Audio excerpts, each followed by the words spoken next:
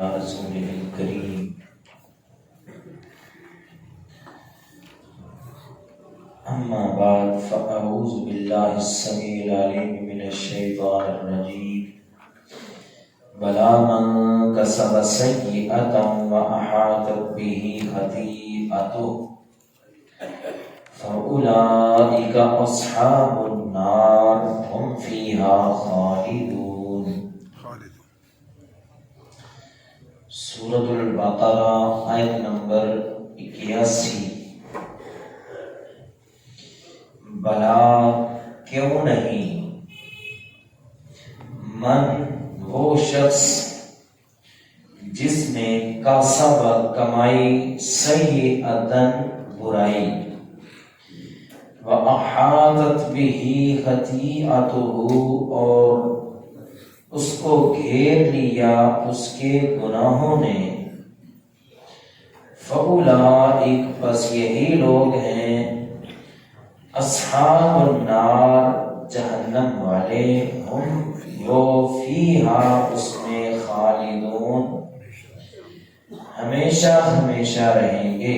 دہرا لیں، بلا کیوں نہیں، من کسب وہ شخص جس نے کمایا، سیئۃً برائی کو، وَأَحَاطَتْ بِهِ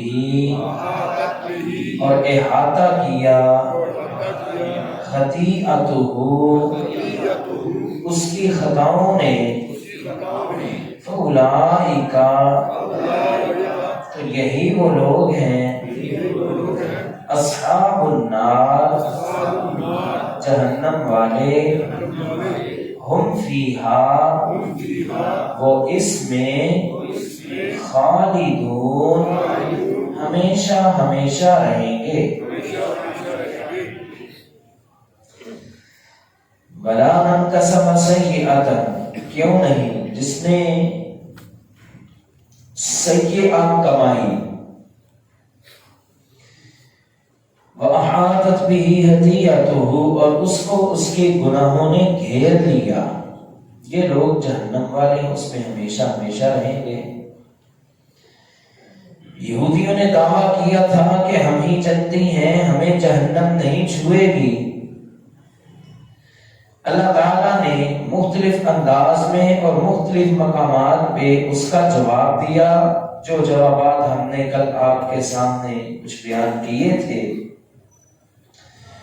ان جوابات میں سے ایک جواب یہ بھی ہے کہ بلا کیوں نہیں، من کسب سیئۃ جس نے گناہ کمایا، وَأَحَاطَتْ بِهِ خَطِیئَتُهُ اور اس کی خطاؤں نے اس کو گھیر کے رکھا، فَأُولَئِکَ أَصْحَابُ النَّارِ ان لوگوں نے جہنم میں جانا ہی جانا ہے۔ جس نے گناہ کیا، کسی خاندان سے ہو، کسی قبیلے سے ہو، کسی قوم سے ہو، اللہ تعالیٰ یہ نہیں دیکھتے، اللہ دیکھتے ہیں اعمال۔ ان اللہ لا ينظر الى صورکم واجسامکم، اللہ تمہاری صورتیں نہیں دیکھتا، اللہ تمہارے جسم نہیں دیکھتا، ولکن ينظر الى قلوبکم واعمالکم، اللہ دیکھتا ہے تو تمہارے دلوں کو دیکھتا ہے، تمہارے اعمال کو دیکھتا ہے۔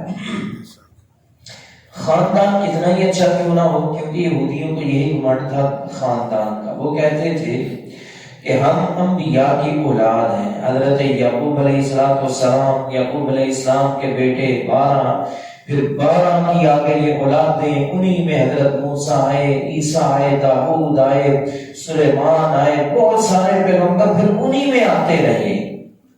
تو وہ کہتے تھے ہم انبیاء کی اولاد ہیں، اللہ کے چہیتے ہیں، لاڈلے ہیں، لہذا ہمیں جہنم کی آگ نہیں چھوئے گی۔ اللہ تعالیٰ نے فرمایا بلا کیوں نہیں، کیوں نہیں۔ جنت جہنم جو ہے اس کا تعلق کسی خاندان سے نہیں ہے کہ فلاں خاندان والے جائیں گے فلاں نہیں جائیں گے، بلکہ جنت اور جہنم کے فیصلے اعمال پہ ہوں گے۔ جس نے گناہ کیا وہ کتنے ہی اچھے خاندان کا کیوں نہ ہو، بخشا جا سکتا نہیں۔ اللہ اکبر۔ نوح علیہ السلام کا بیٹا، نوح علیہ السلام کا بیٹا، نوح کون ہے؟ اللہ کے پیغمبر ہیں۔ نوح کون ہے؟ جنہیں آدم ثانی بھی کہتے ہیں، دوسرا آدم۔ ایک تو بابا جی آدم ہے نا، جن سے انسانیت کی شروعات ہوئی، اور دوسرا آدم کسے کہتے ہیں؟ کیوں کہتے ہیں پتہ ہے آپ کو؟ اس کی وجہ یہ ہے، بعض مفسرین بیان کرتے ہیں کہ جب طوفان نوح آیا تھا نا، حضرت نوح علیہ السلام کو حکم تھا کہ ہر جانور کے جوڑے جوڑے وہ کشتی میں بٹھا لے، انہوں نے بٹھا لیے، کچھ افراد بھی بٹھا لیے، تو باقی پوری دنیا میں وہ عذاب آیا، سیلاب آیا، کوئی بندہ بچ نہیں سکا۔ حضرت نوح علیہ السلام کے ساتھ پھر جتنے لوگ تھے ان میں سے بھی کسی کی اولاد نہیں ہوئی، بلکہ دوبارہ جو انسانیت کی شروعات ہوئی اور دوبارہ جو اولاد ہوئی وہ حضرت نوح علیہ السلام، ان کے بیٹے، ان کے پھر آگے سے دوبارہ نسل انسانی چلی۔ اس وجہ سے بعض لکھتے ہیں کہ نوح علیہ السلام کون ہے؟ آدم ثانی، یعنی یہ دوسرے بابا جی آدم ہیں۔ تو وہ جب طوفان آیا تھا اس میں حضرت نوح علیہ السلام کا بیٹا بھی تھا۔ انہوں نے کہا کہ اے اللہ، یہ تو میرا بیٹا ہے، ان ابنی من اہلی وان وعدک الحق وانت احکم الحاکمین، اللہ تیرا وعدہ بھی سچا ہے۔ میں نے کہا تھا اللہ میرے اہل میں سے کسی کو عذاب نہ پہنچے، اللہ تعالیٰ نے کیا فرمایا؟ انہ لیس من اہلک، اے نوح یہ تیرے اہل میں سے ہے ہی نہیں ہے، انہ عمل غیر صالح، اس کے اعمال سیئ ہیں، صالح نہیں ہیں، لہذا فلا تسألنی ما لیس لک بہ علم، جس کا آپ کے پاس علم نہیں اس کا مجھ سے سوال نہیں کرنا۔ کون گیا جہنم میں؟ بولتے نہیں بھائی؟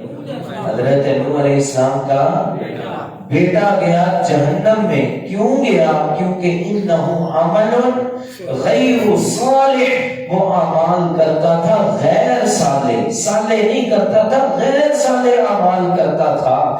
تو غیر صالح اعمال اگرچہ نوح علیہ السلام کا بیٹا ہی کیوں نہ کرے، وہ جنت میں نہیں جا سکتا، تو اے یہودیوں غیر صالح اعمال کر کے تم جنت میں کیسے جا سکتے ہو؟ اس کا تعلق کسی خاندان سے نہیں ہے، کسی قوم سے نہیں ہے، کسی قبیلے سے نہیں ہے، اگرچہ وہ انبیاء کی ہی اولاد کیوں نہ ہو، جس کے اعمال اچھے نہیں ہیں۔ اللہ فرماتے ہیں انہ لیس من اہلک، اے نوح وہ تیرے اہل میں سے ہے ہی نہیں ہے۔ کیا وہ بیٹا ان کے اہل میں سے نہیں تھا؟ تھا، ہے تو اہل میں سے تھا، آپ کے اہل بیت میں سے تھا، آپ کے گھر والوں میں سے تھا، لیکن اللہ کہہ رہے انہ لیس من اہلک، اے نوح تیرا ہے وہ ہے ہی نہیں ہے۔ معنی یہ ہے کہ کرتوت اس کے ایسے ہیں اپنوں والے یا آپ کے بچوں والے ہے ہی نہیں ہیں، اس کے کرتوت ہی کالے ہیں اور وہ کام ہی کافروں والے اور غیروں والے کر رہا ہے، لہذا وہ آپ کے اہل کا ہے ہی نہیں ہے۔ اس کا تعلق دیکھ لیں کسی قوم، کسی قبیلے، کسی خاندان سے نہیں ہے۔ وَلَا مَنْ كَسَبَ سَيِّئَةً، گناہ کرنے والا کوئی بھی ہو، وَأَحَاطَتْ بِهِ خَطِيئَتُهُ، اس کی بخشش نہیں ہونی، اس نے کہاں جانا ہے؟ یہودیوں سدھر جاؤ، یہودیوں بولتے نہیں بھائی، یہودیوں سدھر جاؤ، اگر گناہ تم نے کیا تم نے بخشا نہیں جانا۔ یہ خطاب بنی اسرائیل کو سمجھایا کس کو؟ اے مسلمانوں تم سدھر جاؤ، اگرچہ تم امت محمدیہ ہو، تمہیں بڑا گھمنڈ ہے نا، ہم نبی علیہ السلام کی امت ہے، ہم اس پہ فخر کرتے ہیں، ہمیں بڑا فخر ہے ہم نبی علیہ السلام کی امت ہے۔ یاد رکھنا یہی فخر ہی صرف کام نہیں آئے گا، ورنہ تم سے پہلے یہودی وہ کہتے تھے ہم تو انبیاء کے بیٹے ہیں، ہم تو بخشے بخشوائے ہیں، وہ نہیں بخشے گئے۔ اگر تم نے اعمال اچھے نہ کیے تو یہ صرف امت محمدیہ ہونا کافی نہیں ہوگا، بلکہ من کسب سیئہ، جس نے گناہ کمائے اس کا ٹھکانہ پھر جہنم ہی ہے۔ وَأَحَاطَتْ بِهِ خَطِيئَتُهُ، اور اس کو گھیر لیا اس کے گناہوں نے۔ کیا مطلب؟ سیئہ کسے کہتے ہیں، خطیہ کسے کہتے ہیں، گھیرنے کا معنی کیا ہے؟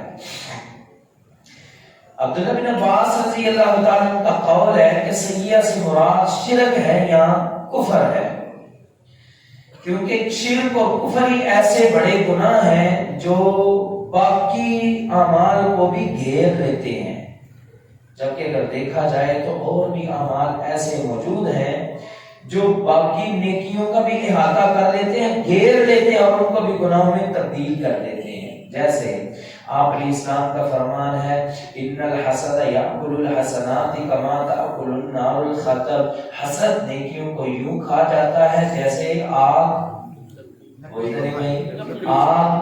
لکڑی کو کھا جاتی ہے۔ اسی طرح آپ علیہ السلام کا فرمان ہے من صلی یرائی فقط اشرک، جس نے دکھلاوے کی نماز پڑھی اس نے بھی شرک کیا، دکھلاوا جو ہے وہ بھی اس زمرے میں آ گیا۔ اسی طرح جو بردی ہے، بردی کا کوئی عمل قبول نہیں ہوتا بلکہ اس کے باقی جو نیک اعمال ہیں وہ بھی اللہ تعالی، اور بھی گناہ ہیں جو سیئہ میں آ سکتے ہیں، بے شمار گناہ آ سکتے ہیں سیئہ میں۔ جو گناہ نیکیوں کو برباد کر دے وہ سمجھیں کہ سیئہ میں ہے، تو جس نے سیئہ کا ارتکاب کیا یقیناً وہ کہاں پہ جائے گا؟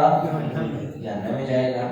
ایک بندہ ہے نماز پڑھتا ہے، روزے بھی رکھتا ہے، مسجد میں فنڈ بھی دیتا ہے اور مدرسہ بھی چلاتا ہے، اچھے کام بھی کرتا ہے، لیکن اس کی جو کاروبار ہے وہ سود کا ہے۔ کون سا کاروبار ہے؟ سود کا ہے۔ اب یہ ایک سودی کاروبار اتنا بڑا جرم اور اتنا بڑا گناہ ہے، وَأَحَاطَتْ بِهِ، تو اس نے ساری جو نیکیاں تھی اس کو گھیر لیا اور اس کو گناہوں میں تبدیل کر دیا۔ ساری نیکیاں اس نے برباد کر دی، ساری نیکیاں اس نے برباد کر دی۔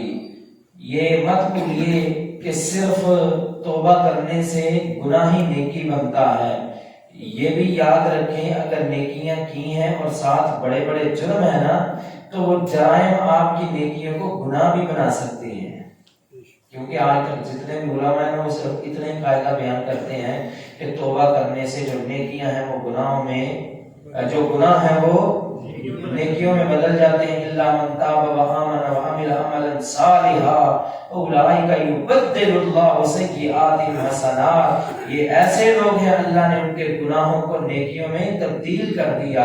اتنا قاعدہ تو سب بیان کرتے ہیں لیکن اگلا قاعدہ بھول جاتے ہیں جو شریعت ہی سے ملتا ہے کہ اگر بندے کی جرموں کی فہرست طویل اور لمبی ہوتی جائے، بعض دفعہ یوں ہوتا ہے کہ نیکیاں برباد برباد برباد ضائع، حتیٰ کہ وہ جو نیکیاں ہوتی ہیں وہ بھی بعض اوقات گناہوں میں نہیں سمجھ آئی گی۔ کیوں یہ بات کی سمجھ آئی کہ نہیں آئی گی؟ نماز پڑھنا نیکی ہے کہ نہیں؟ سب نہیں بولے نماز پڑھنا نیکی ہے کہ نہیں ہے؟ اگر بندے نے نماز پڑھی بعد میں ریاکاری کر دی، اب یہ نیکی کیا بن گئی؟ یہ ضائع نہیں ہوئی حضرت، کے ضائع ہو کے پھر گناہ میں تبدیل ہو گئی ہے۔ ایک بندے نے 1 لاکھ روپیہ مسجد میں فنڈ دیا، بڑا اجر ہے، 1 روپیہ بھی اللہ کے راستے میں خرچ کرنا۔ فرمایا جس نے 1 کھجور اللہ کے راستے میں خرچ کی، اخذ اللہ بیمینہ، اللہ اس کو اپنے دائیں ہاتھ سے پکڑتا ہے، فیربیھا، اللہ اس کو پالتا ہے، کما یربی احدکم فلوہ، جس طرح تم کسی جانور کو پالتے ہو، جانور کے بچے کو پالتے ہو، حتی تصیر مثل احد، یہاں تک کہ وہ کھجور قیامت کے دن ایک احد پہاڑ کے برابر ہو جائے گی۔ 1 روپیہ اللہ کے راستے میں دو، 1 کھجور تو وہ اتنی بڑی ہو جاتی ہے۔ 1 لاکھ روپیہ ایک بندے نے مسجد میں دیا، نیکی ہے کہ نہیں ہے؟ اب وہ بندہ کہتا ہے میرے نام دی تختی لوایا جائے، جی فلان صاحب نے یہ مسجد کے اندر اینا فنڈ دیتا ہے، میرے نام دی تختی لگنی چاہیے، ملےداروں کو پتہ لگنا چاہیے کہ میں فنڈ دیتا تاکہ وہ مینوں ویکھ کے پہلی صاحب میرے ہاتھ جگہ خالی کر دیں، اور ٹور شور ہونی چاہیے مسجد میں فنڈ دیتا ہے۔ اب یہ جو نیکی تھی یہ نیکی رہی؟ ضائع ہو گئی؟ ضائع نہیں ہوئی، بلکہ یہ نیکی گناہ میں تبدیل ہو گئی ہے، اور یہ گناہ بھی ایسا جو باقی نیکیوں کو بھی کھا جائے گا اور باقی نیکیوں کو بھی جو ہے وہ برباد کر کے رکھ دے گا۔ وَأَحَاطَتْ بِهِ خَطِيئَتُهُ، ایسی خطائیں جس نے باقیوں کو بھی گھیر لیا اور باقیوں کو بھی خطا بنا دیا اور گناہ بنا دیا۔ اولئک اصحاب النار، ایسے لوگ کہاں پہ جائیں گے؟ بعض لوگوں نے یہ معنی اس کا کیا کہ اس سے مراد وہ بڑے بڑے صرف گناہ ہیں کہ جو نیکیاں برباد کر دیتے ہیں، جبکہ اختیار اسی میں ہی ہے کہ چھوٹے چھوٹے گناہوں سے بھی بچنا چاہیے، چھوٹے چھوٹے گناہوں سے بھی بچنا چاہیے، ورنہ چھوٹے چھوٹے گناہ وہ بھی خطرناک ہوتے ہیں، بلکہ بعض اوقات چھوٹے چھوٹے گناہ وہ بڑوں سے بھی زیادہ خطرناک ثابت ہوتے ہیں۔ نہیں سمجھ رہے؟ چھوٹے گناہوں میں تقریباً 3 قباحتیں ہیں، 3 قباحتیں۔ نمبر 1، بندہ چھوٹے چھوٹے گناہ کرتا رہتا ہے، گناہ جو ہیں وہ جمع ہوتے رہتے ہیں، جب گناہ جمع ہوتے ہیں تو وہ اتنا بڑا گناہوں کا پہاڑ بن جاتے ہیں۔ آپ علیہ السلام کی حدیث ہے یا ومحقرات الذنوب، چھوٹے چھوٹے گناہوں سے بچو، چھوٹے چھوٹے گناہ۔ علیہ السلام نے مثال دی، فرمایا کہ دیکھو جنگل میں ایک لکڑی لاتے ہو، رکھی، پھر دوسری لائی وہ رکھی، پھر تیسری لائی وہ رکھی، چوتھی لائی، کرتے کرتے کتنا بڑا گھٹا بن گیا۔ ایسے ہی ہے نا؟ تو ایسے ہی ہوتا ہے گناہ جو ہے، ایک کیا چھوٹا سا سمجھ کے چھوٹا گناہ ہے، 2 4 5 7 وہ بڑے بڑے وہ کبیرہ گناہ بن گئے۔ بلکہ فَإِنَّ الْجِبَالَ مِنَ الْحَصَىٰ، یہ جو پہاڑ ہیں یہ کس سے بنتے ہیں؟ چھوٹی چھوٹی کنکریاں یہ بھی تو ہوتی ہیں نا، وہ کنکریاں مل مل کے وہ چٹان بنی، چٹان میں مل کے وہ اتنا بڑا پہاڑ بن گیا، وہی ذرات سے وہ پہاڑ بن گیا اور قطرات سے یہ سمندر بن گیا۔ تو یہی کیفیت ہے گناہوں کی بھی، انسان چھوٹے چھوٹے گناہ کرتا رہتا ہے، ایک وقت وہ آتا ہے کہ یہ چھوٹے چھوٹے گناہ بڑے پہاڑ بن جاتے ہیں، لہذا چھوٹے گناہوں سے بھی اجتناب کرنا چاہیے۔ دوسری قباحت چھوٹے گناہ میں یہ ہے، اگر کسی نے کوئی بڑا گناہ کیا نا اسے یاد رہتا ہے، اتنی جلدی بھولتا نہیں۔ اور کسی نے زندگی سے ایک بار چوری کی ہے نا، اور شاید انہوں بڑھاپے سے بھی یاد ہے میں کیتی سی۔ بڑا گناہ جو ہے وہ بھولتا نہیں، اور بندے کو توبہ کرنے کی توفیق مل جاتی ہے۔ بڑا گناہ کیا ہونا توبہ کی توفیق مل جاتی ہے، لیکن چھوٹے چھوٹے بندہ گناہ کرتا رہے، وہ بھولتے جاتے ہیں اور پھر وہ اتنے زیادہ بھی ہو جاتے ہیں اور ساتھ میں بھول جاتے ہیں۔ اب بندے کو پتہ ہی نہیں ہے توبہ کروں تو کس کی کروں، کیسے کروں، گناہ تو بھول گئے ہیں۔ اس لیے جب اللہ سے معافی مانگے نا تو یہ بھی دعا کیا کریں، اللہ جو مجھے یاد ہے وہ بھی معاف کر دے، اللہ جو مجھے نہیں یاد میرے وہ بھی گناہوں کو معاف فرما دے۔ اور تیسرا چھوٹے گناہوں میں یہ قباحت ہے کہ چھوٹے گناہ بندہ کرتا رہتا ہے، جس کی وجہ سے گناہوں کی نفرت دل سے ختم ہو جاتی ہے۔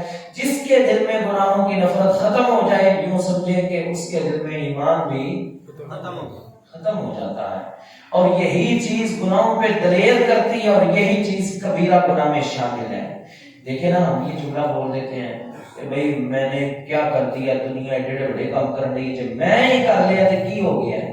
اللہ، یہ جملہ چھوٹا نہیں ہے، یہ جملہ بہت بڑا جملہ ہے، بہت ہی غلط جملہ ہے کہ یہ آپ جواز پیش کر رہے ہیں ایک چھوٹے گناہ کو حلال کرنے کا اور جائز کرنے کا، جبکہ ایک غلط چیز ہے، گناہ کی چیز ہے، اس کے حلال ہونے کا جواز پیش کرنا یہ بذات خود ایک بہت بڑا جرم اور بہت بڑا گناہ ہے۔ گناہ ہے نا، گناہ ہے، اس کی دل میں نفرت ہے تو یہ ایمان کی علامت ہے۔ جب دل میں نفرت ہی ختم ہو جائے، دیکھو کہ سارے کہتے ہیں میں کر لیا تو کی ہو گیا، اب یہ گناہ چھوٹا نہیں رہا بلکہ یہ گناہ بہت بڑا ہو گیا ہے، یہ گناہ بڑا ہو گیا ہے، اب یہ چھوٹا نہیں رہا۔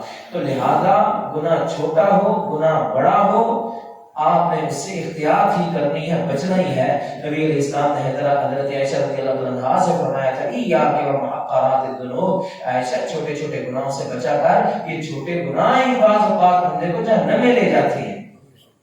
وہ مشہور حدیث نہیں ہے، دخلت النار امرأۃ فی ہرہ، ایک عورت ایک بلی کی وجہ سے جہنم میں چلی گئی، کیوں؟ فربطتها، اس نے اس بلی کو باندھا، فلا ہی اطعمتها، اسے کھانے کے لیے بھی کچھ نہیں دیتی تھی، ولا ترکتها، اور نہ ہی اسے چھوڑتی تھی، کہ تاکل من حشاش الارض، زمین سے وہ بیچاری اپنے کیڑے مکوڑے اور رزق تلاش کرتی اور کھاتی. فماتت جوعا، وہ بھوک کی وجہ سے بلی مر گئی. آپ علیہ السلام نے فرمایا میں نے اس بلی کو بھی دیکھا اور اس عورت کو بھی دیکھا جہنم میں. وہ عورت جہنم میں جل رہی ہے اور بلی اپنے ناخنوں کے ساتھ اس کے چہرے اور اس کی کھال پر نوچ رہی ہے. گناہ تو چھوٹا سا لگتا ہے لیکن چھوٹا سا گناہ اسے کہاں پہ لے گیا؟ جہنم میں لے گیا. اور بعض اوقات چھوٹی سی نیکی بندے کو جنت میں لے جاتی ہے. جیسے وہ مشہور حدیث ہے کہ وہ کتے کو پانی پلایا تھا، اللہ تعالیٰ نے اس کی اتنی قدر کی کہ اسے توبہ کے منہج پہ قائم اور فائز کر دیا، اور اسی وجہ سے اللہ کریم نے اس کے گناہوں کو معاف کر دیا. تو لہذا یہ مت سوچا کریں کہ چھوٹا ہے یا بڑا ہے، گناہ چھوٹا ہو بچنا ہے، نیکی چھوٹی ہو کرنی ہی کرنی ہے. اور میں بلا من کا سبا سیئا، کیوں نہیں جس نے کمایا سیئہ کو، وہ گناہ بڑا ہے یا چھوٹا ہے، وَأَحَاطَتْ بِهِ خَطِيئَتُهُ، اور اس کے گناہوں نے اسے گھیر لیا، اس کے گناہوں نے اسے گھیر لیا. أُولَٰئِكَ أَصْحَابُ النَّارِ، ایسے لوگ جہنم والے ہیں. بعض اوقات یہ جو چھوٹے چھوٹے گناہ ہوتے ہیں نا، یہ اللہ کریم کا کروڑ بار ہمیں شکریہ ادا کرنا چاہیے. اس نے ہمیں بڑی پیاری پیاری چھوٹی چھوٹی آفریں دی ہوئی ہیں. یہ کرو تو چھوٹے گناہ معاف، یہ کرو تو چھوٹے، وضو کرو اچھے طریقے سے تو نفل پڑھو، اللہ تمہارے چھوٹے گناہ معاف کر دیتے ہیں. نماز پڑھتے ہو آمین کہو، آمین فرمایا جس کی آمین فرشتوں کی آمین سے مل گئی، اللہ کریم اس کے زندگی کے چھوٹے سارے گناہ معاف کر دیتے ہیں. ایک روزے کے متعلق آتا ہے، آپ علیہ السلام نے فرمایا اللہ ایک سال پچھلے اور ایک سال اگلے گناہ معاف کر دیتے ہیں. بلکہ نماز، سبحان اللہ، یہ چھوٹا تحفہ اللہ نے ہمیں دیا ہے. اتنا بڑا تحفہ کہ نبی علیہ السلام کو آسمانوں پہ بلا کے تحفہ دیا، فرمایا لے جاؤ اپنی امت کے لیے تحفہ. اور نماز کے متعلق حدیث سے بے شمار ہیں، وقت تھوڑا ہے، ایک ہی حدیث سن لیں، بڑی پیاری حدیث ہے. آپ علیہ السلام نے فرمایا تم گناہ کرتے ہو نا، گناہ کیا ہے؟ یہ آگ ہے، کیونکہ یہ آگ میں لے جاتا ہے. فرمایا تحترقون تحترقون، کہ تم گناہوں کی بھٹی میں جل رہے ہو، گناہوں کی بھٹی میں جل رہے ہو. تحترقون تحترقون، تم گناہ کر کر کے جل رہے ہو، یہاں تک کہ نماز فجر کا وقت ہو جاتا ہے. نماز فجر پڑھی، فرمایا کہ جب نماز فجر پڑھی، اس نماز کی وجہ سے اللہ کریم نے اس آگ کو بند کر دیا، ختم کر دیا، تمہارے گناہوں کو معاف کر دیا. فجر کے بعد کیا ہوا؟ لیٹ اٹھے، ناشتہ لیٹ کیا، اذکار کوئی نہیں کیے، گناہوں میں پڑ گئے. فرمایا ثم تحترقون تحترقون، پھر تم نے وہی گناہوں میں جلنا شروع کر دیا. گناہوں میں جل رہے ہو جل رہے ہو جل رہے ہو، حتیٰ کہ کون سا وقت ہوا جی؟ زہر کا وقت ہو گیا. زہر کا اللہ نے ہمیں تحفہ دیا، ہم آئے یوں ہی وضو کیا، نماز کے لیے کھڑے ہوئے، وہ جو گناہوں کی بٹی تھی جل رہی، وہ کیا ہوا؟ اس کو بند ہو گئی، ختم ہو گئی. جو ہی نماز پڑھی، گناہ سے بندہ صاف ہے. ثم تحترقون تحترقون، پھر تم نے زہر کے بعد گناہ کرنے شروع کیے، عصر تک گناہ کرتے رہے، چھوٹے چھوٹے گناہ پھر کتنے زیادہ ہو گئے. اللہ نے پھر موقع دیا، کون سا ٹائم ہے جی؟ کرتے کرتے مغرب. ثم تحترقون تحترقون، پھر عشاء. اب اگلی مزے کی بات سنیں. آپ نے یہ تو نماز سے سن رکھا ہے کہ عشاء کے بعد جلدی سو جانا چاہیے. عشاء کے بعد بولتے نہیں بھائی، کہیں ادھر ادھر ہی سو گئے تسی کیا ہونا اتنے بتائیے گا. عشاء کے بعد جلدی سو جانا چاہیے. کبھی اس نقطے پہ غور کیا کیوں جلدی سونا چاہیے؟ اب حدیث سنیں نا، حدیث کے الفاظ کتنے مزیدار ہیں. فرمایا جب تم نے عشاء کی نماز پڑھ لی، عشاء کی نماز پڑھ لی، اس کے بعد فرمایا ثم تنامون، تم سو جاتے ہو، فلا یکتب علیکم سیئۃ حتی استیقظوا. فرمایا جب تک تم جاگتے نہیں ہو تب تک تمہارا ایک بھی گناہ لکھا نہیں جاتا. مانا یہ ہے یہ بندہ سویا ہوا ہے، گناہوں سے پاک صاف سویا ہوا ہے. اگر موت کا پیغام بھی آ جائے تو کوئی مسئلہ نہیں، بڑی پیاری موت ہے کیونکہ اس پہ گناہ نہیں. بولتے نہیں، عشاء کی وجہ سے گناہ ختم ہو گئے. اب ہمیں حکم ہے جلدی سو جاؤ. کیوں؟ کیونکہ عشاء کے بعد کوئی نماز ہے ہی نہیں. اگر ہم نے عشاء کے بعد تحترقون تحترقون کر دیا، عشاء کے بعد تحترکون کر دیا، جاگتے رہے اور گناہ کرتے رہے، عشاء کے بعد اور نماز ہے ہی کوئی نہیں، اس گناہوں کی بھٹی اور آگ کو ختم کون کرے گا؟ نہیں سمجھ آئے گی، ابھی نہیں پہنچے وہاں پہ۔ میں پھر دہراتا ہوں، یہ نکتہ بڑے کام کا ہے، یہ نوٹ کر لیں۔ عشاء کی نماز ہمیں پڑھ کے فوراً سونے کا حکم ہے کہ جلدی سو جاؤ، فضول کام نہ کرو۔ کیوں؟ کیونکہ ضرورت اس چیز کی ہے کہ جب بندہ سویا ہوا ہو، گناہوں سے پاک ہو، صاف ہو، گناہوں سے پاک بندہ سوئے گا، نیند بھی مزے کی آئے گی، پرسکون نیند آئے گی۔ جبکہ دوسرا بندہ گناہ لے کے سوئے گا، نیند میں بھی مزہ نہیں آئے گا اور ٹینشن ہے، اگر موت آ گئی، اللہ نے روح ہی واپس نہ کی جو رات کو اللہ تعالیٰ نکالتے ہیں، تو کیا بنے گا؟ عشاء کے بعد فوراً سونے کا حکم کیوں ہے؟ وہ اس وجہ سے بھی اور بھی حکمتیں ہیں، ان میں سے یہ بھی ہو سکتی ہے کہ عشاء کے بعد اگر تم جاگتے رہے تو یقیناً تم کیا کرو گے؟ کیا کرو گے؟ گناہ کرو گے۔ اگر گناہ کرو گے تو تحترکون گناہوں کی بٹی پھر جل جائے گی، آگ تمہارے لیے پھر جل جائے گی۔ عشاء کے بعد اب اور نماز ہی کوئی نہیں ہے سونے سے پہلے، تو پھر تم اس بٹی کو ختم کیسے کرو گے؟ کیوں جی؟ ابھی بھی بات کی سمجھ آئی ہے کہ نہیں آئی؟ کوئی طریقہ نہیں ہے، تہجد بعد میں ہے، سارا کچھ بعد میں ہے، سونے تک اور نماز ہی کوئی نہیں۔ فرض نماز ہے سونے تک؟ کیوں جی؟ فرض نماز ہے سونے تک، عشاء کے بعد فرض نماز اور ہے ہی کوئی نہیں۔ لہذا اگر جاگتے ہو نا تو کوشش کرو کہ نیکی میں وہ وقت گزارو۔ اسی وجہ سے امام بخاری نے صحیح بخاری میں باب بھی قائم کی ہے کچھ اس صورت کے، اور محدثین نے بھی کہ عشاء کے بعد دینی پروگرام کے لیے یا دین کی باتوں کے لیے، کتاب و سنت کی تعلیم کے لیے تو جاگا جا سکتا ہے، ان کاموں کے لیے جاگیں، راتیں آپ سر بھی کر سکتے ہیں کیونکہ دین کا کام ہے، اس میں تحترکون نہیں ہوگا۔ اگر تحترکون آگ ہی جلانی ہے، گناہوں کی بٹی ہی جلانی ہے، پھر سوچ لو گناہ لے کے سو گے، اگر گناہ لے کے سو گے تو آخرت میں پھر یہی گناہ لے کر اٹھو گے۔ تو اس وجہ سے فرمایا کہ عشاء کے بعد ثم تنامون، تم سو جاتے ہو، فلا یکتب علیکم سیئۃ، پھر تمہارا گناہ کوئی نہیں لکھا جاتا، حتی تستيقظوا، یہاں تک کہ تم جاگ جاؤ، جاگنے تک کوئی گناہ نہیں لکھا جاتا۔ تو یہ اللہ کریم نے نماز ہمیں بڑا بہترین تحفہ دیا ہے جو چھوٹے چھوٹے گناہوں کو مٹا دیتا ہے اور اس کی بڑی کو بند کر دیتا ہے، ٹھنڈا کر دیتا ہے۔ اور میں بلا کیوں نہیں، من کسب سیئہ، جس نے گناہ کمایا، احاطت بھی خطیئۃ، اور احاطہ کیا اس کا اس کے گناہوں نے، فاولئک اصحاب النار، وہ کسی قوم سے ہو، کسی قبیلے سے ہو، یہودی ہو، عیسائی ہو، بنی اسرائیل ہو یا مسلمان ہو، تو اولئک اصحاب النار، ایسے لوگ جہنم والے ہیں، ہم فیہا خالدون، وہ اس میں، اللہ ہم سب کو محفوظ فرمائے۔ آخر دعوانا الحمدللہ رب العالمین۔